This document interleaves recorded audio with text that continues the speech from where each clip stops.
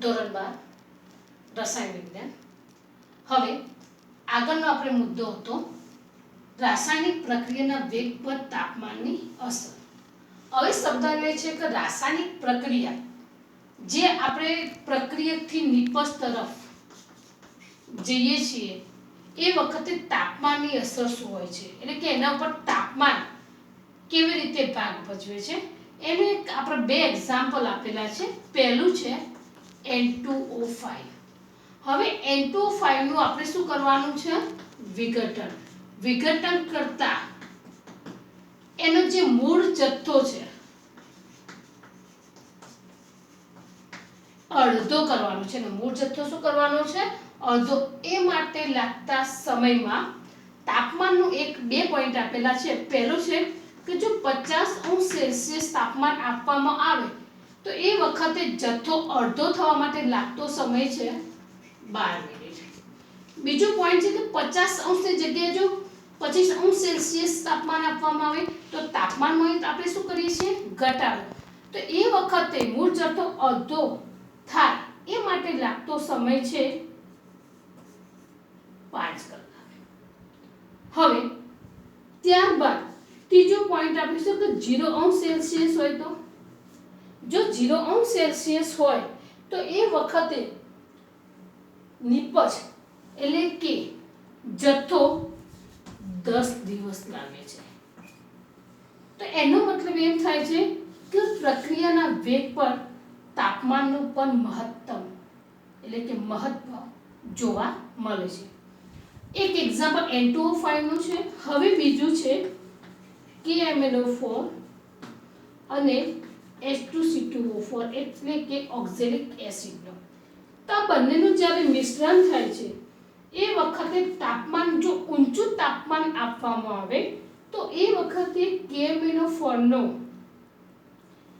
Colour જે જાંબલી છે એક સમો ફેરવાઈ જાય છે તો રંગવિહીનમાં ઊંચું તાપમાન આપવામાં આવે તો સમો ફેરવાઈ જાય છે, KMnO4 નો કલર રંગવિહીનમાં ફેરવાઈ જાય છે। હવે એક નીચે આપેલું છે કે રાસાયણિક પ્રક્રિયાનો વેગ જો ખાલી ઓન્લી ફોર 10°C તાપમાન વધારવામાં આવે તો દરેક રાસાયણિક પ્રક્રિયાનો વેગ કેવો થઈ જાય છે, લગભગ બમણો થઈ જાય છે। તો એનો મતલબ એમ થાય છે કે અહીં દરેક પ્રક્રિયા પર તાપમાનનો ભાગ મહત્વનો જોવા મળે છે। હવે એમાં એક એક્ઝામ્પલની વાત કરીએ તો એક એક્ઝામ્પલ આપેલું છે કે H2 + I2 gives 2HI। હવે આર્હેનિયસના સમીકરણની અહીં વાત કરવામાં આવે છે કે વેગ અચળાંક જે આપણે K = A × E/RT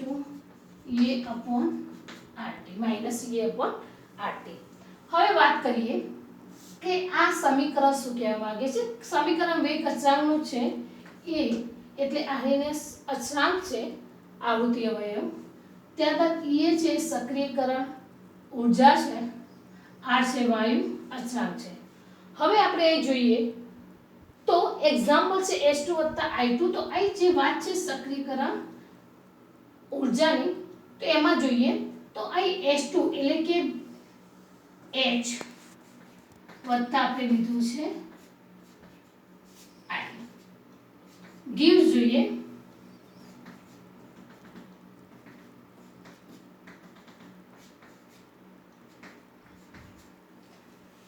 જે મધ્યસ્થી સક્રિયકરણ ઊર્જાની વાત કરી છે એ હું તમને સમજાવું છું।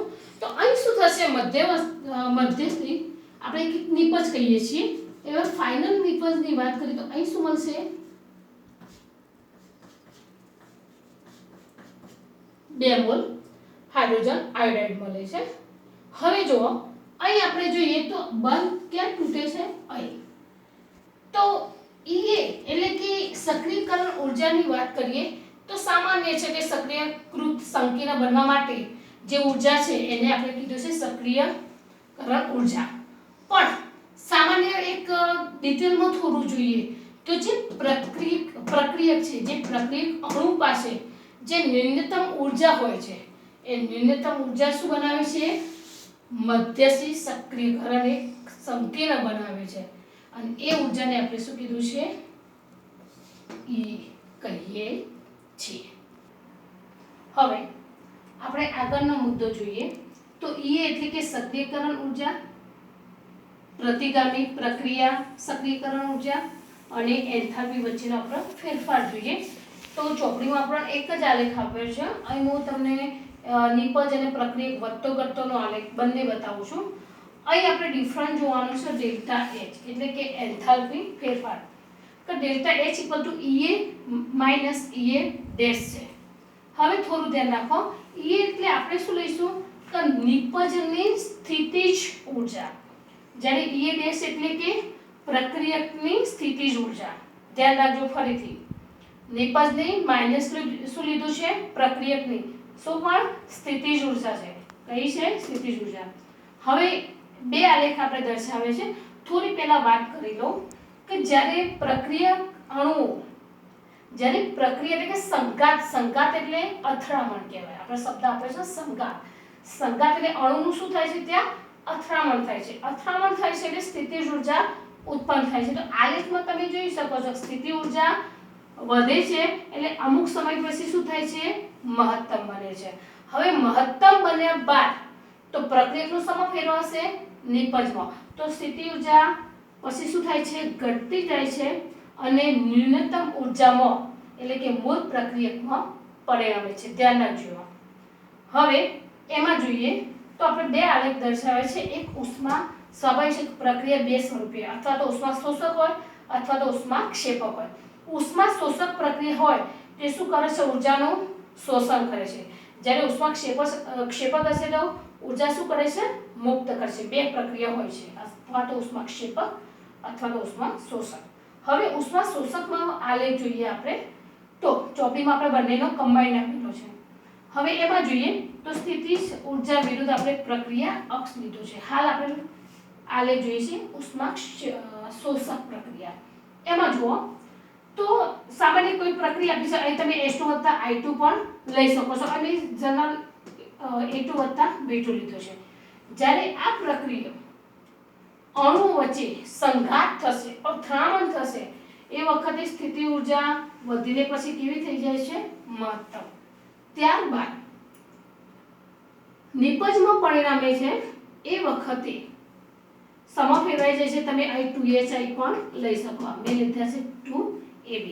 તો થોડું ધ્યાન રાખો, EA નું પ્રમાણ વધુ છે EA ડેશ કરતા, તો આનો અર્થ એમ થાય છે એ વખતે ડેલ્ટા H નું મૂલ્ય કેવું મળે છે ધન। આ થોડું તમારે યાદ રાખવાનું છે, મોસ્ટ આઈએમપી પ્રશ્ન છે।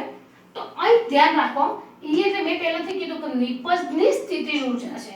તો અહીં એક વ્યાખ્યા એવી થાય કે નિપજની સ્થિતિ ઊર્જા એ પ્રક્રિયકની કુલ સ્થિતિ ઊર્જા કરતાં કેવું છે મૂલ્ય વધારે મળે છે, માટે ડેલ્ટા H નું મૂલ્ય અહીં ધન જોવા મળે છે। ધ્યાન રાખો ફરીથી, સ્થિતિ ઊર્જા વધારે છે, નિપજની સ્થિતિજ ઊર્જા વધારે છે કોના કરતાં પ્રક્રિયક કરતાં, એ વખતે ડેલ્ટા H નું મૂલ્ય કેવું મળે છે ધન। એની બીજું વિરુદ્ધ જોઈએ તો સ્થિતિ ઊર્જા વિરુદ્ધ પ્રક્રિયાક્ષમાં પણ કેવી લીધી છે ઉષ્મા ક્ષેપક, જો ઊર્જા શું થશે મુક્ત થશે। એ પણ ખાલી મેં સામાન્ય એક્ઝામ્પલ છે, તમે E2 B2 પણ લખી શકો, S2 + I2 પણ લખી, કોઈ પણ એક્ઝામ્પલ તમે લઈ શકો છો। અહીં મેં X2 + Y2 લીધેલું છે।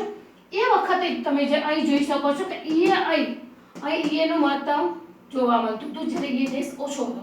અહીં EA ઓછો છે જ્યારે EA ડેશ વધી જાય છે એ વખતે ડેલ્ટા H નું મૂલ્ય કેવું મળે છે ઋણ જોવા મળે છે। તો અહીં એક જ શબ્દ વાપરવાનો છે, આલેખના નીચે લખવાનું છે કે અહીં નિપજની સ્થિતિ ઊર્જા એ કુલ પ્રક્રિયકની સ્થિતિ ઊર્જા કરતાં કેવું છે મૂલ્ય ઓછું છે, માટે ડેલ્ટા H નું મૂલ્ય કેવું જોવા મળે છે ઋણ જોવા મળે છે।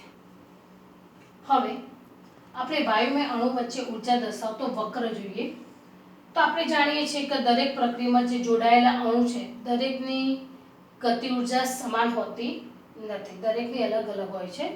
તો એમાં બે વૈજ્ઞાનિક છે કે લુડવિગ બોલ્ટ્ઝમેન અને જેમ્સ ક્લાર્ક મેક્સવેલ અણુઓની વર્તણૂક દર્શાવવા કોનો સાંખ્યિકીય શાસ્ત્રનો ઉપયોગ કર્યો।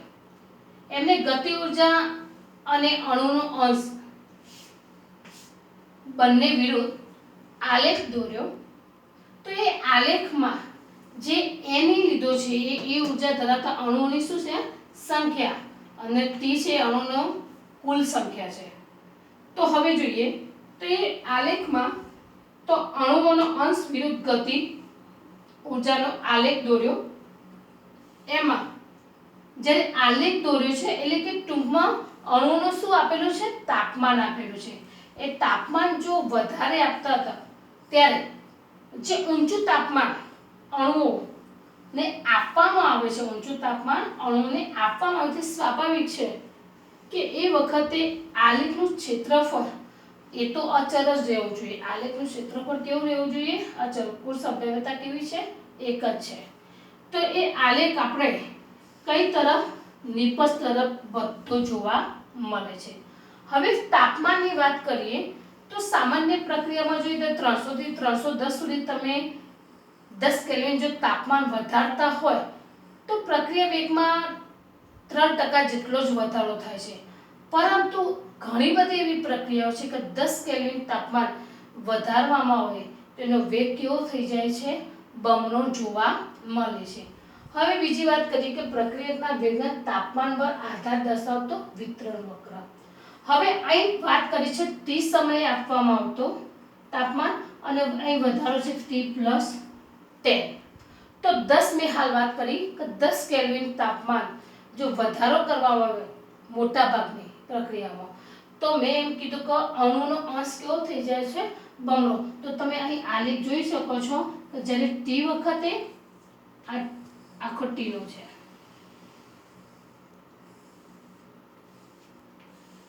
અને એ વખતે t+10 તો જે ડિફરન્સ છે એની વાત કરી છે વધારો. તો અહીં જુઓ તો પદાર્થનું તાપમાન વધારતા અણુનો અંશ શું થાય છે? વધે છે. એટલે કે E કરતા વધારે ઊર્જા સાથે શું થાય છે? અણુ એકબીજા સાથે શું થાય છે? અથડાય છે. જેમ પણ તાપમાન વધારશો એમ એની ગતિ ઊર્જામાં શું થાય છે? વધારો. એટલે અણુનું સંઘાલે અથડામણ વધે છે. એટલે પ્રક્રિયા નિપજ તરફ ઝડપી જોવા મળે છે. એમ વક્રમાં t+10 ની વાત કરીએ એ તાપમાને સક્રિયકરણ ઊર્જા કરતાં વધારે ઊર્જા ધરાવતા અણુનો અંશ કેવો થાય છે? બમણો થાય છે. એટલે પ્રક્રિયાનો વેગ પણ કેવો જોવા મળે છે? બમણો જોવા મળે છે. આપણે આગળનો મુદ્દો જોઈએ કે આર્હેનિયસ સમીકરણ પરથી સક્રિયકરણ ઊર્જા શોધવાનું સમીકરણ. હવે આપણને ખબર છે કે આર્હેનિયસ સમીકરણ આપણે આગળ જોઈએ કે k = E⁴ હવે જોઈએ તો આ જે અવયવ આધારિત આપણે ગણીએ છીએ એ સક્રિયકરણ ઊર્જા કરતા અણુનો અંશ શું છે? અનુરૂપ દર્શાવે છે વધારો એમાં. હવે આગળ એમાં જોઈએ તો આપણે k એટલે જે અચળાંક છે તો એને આપણે ઘાતાંકમાં જ્યારે ફેરવતા હોઈએ તો ln k = -Ea/RT ln એ આપણે લેતા હોઈએ છીએ. હવે જો જ્યારે આપણે વાત કરીએ કે તાપમાનમાં વધારો અથવા સક્રિયકરણ ઊર્જામાં ઘટાડો એ વેગ અચળાંક અથવા તો પ્રક્રિયાનો વેગ ઘાતાંકમાં શું કરે છે? વધારો કરે છે. હવે આના વિરુદ્ધ જો આપણે આલેખ લઈએ તો હું આલેખ દોરું તો ln k વિરુદ્ધ આપણે 1 કોનું લેવાનું છે? t નો વિરુદ્ધ. તો આપણે એક આ રીતે આલેખ જોવા મળશે. અહીં આપણે આંતરછેદમાં ln એનું મૂલ્ય ત્યારબાદ ઢાળ -Ea શું મળે છે? RT જોવા મળે છે. હવે અહીં આપણે જે મૂલ્ય મળ્યું છે એમાં વાત મેં કરી હાલ કે તાપમાનમાં વધારો અથવા તો સક્રિયકરણ ઊર્જામાં ઘટાડો એ પ્રક્રિયા વેગ અથવા તો વેગ અચળાંકમાં શું કરે છે? ઘાતાંકમાં શું કરે છે? વધારો. તો અહીં સામાન્ય રીતે આલેખ પ્રમાણે આપણે વેગ અચળાંક અને તાપમાનમાં જોઈએ તો T1 તાપમાને એ વખતે વેગ અચળાંક કેવલ લઈએ તો સમીકરણ પ્રમાણે તો ln k1 = -Ea/R T1 ln એ સમીકરણ 1. હવે એ વખતે T1 ની જગ્યાએ આપણે T2 તાપમાને વેગ અચળાંક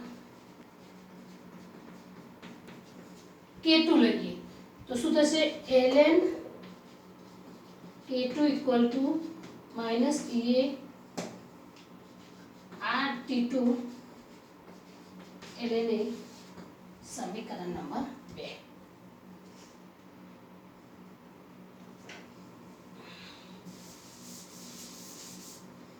હવે સમીકરણ 2 માંથી સમીકરણ 1 બાદ કરીએ તો ln K2 minus ln K1 બરાબર minus EA R T2.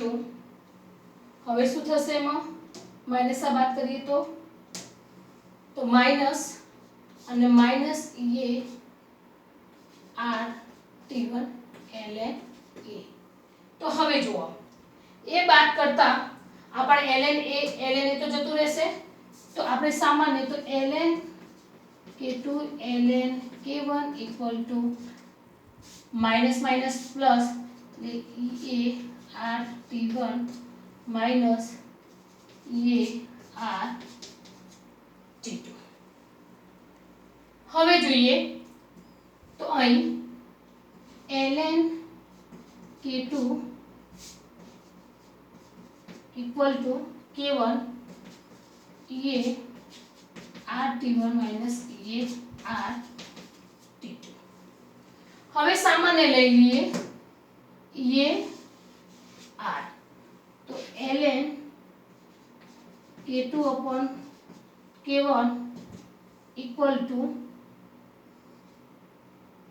Minus minus plus થશે અને અહીં માઇનસ થશે સોરી બરાબર.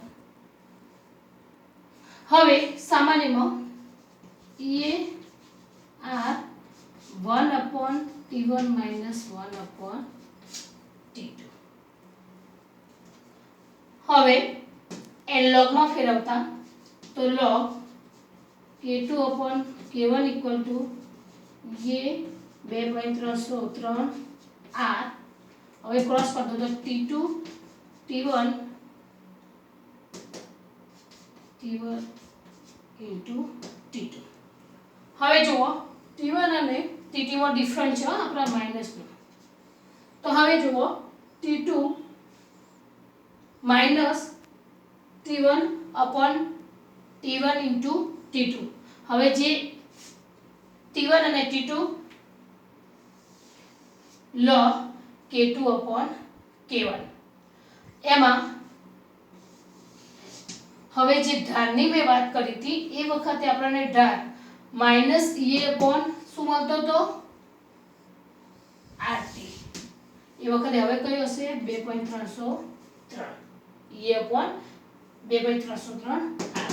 હવે ઢાળ આનો મળશે ક્યારે જ્યારે તમે લોગમાં ફેરવો છો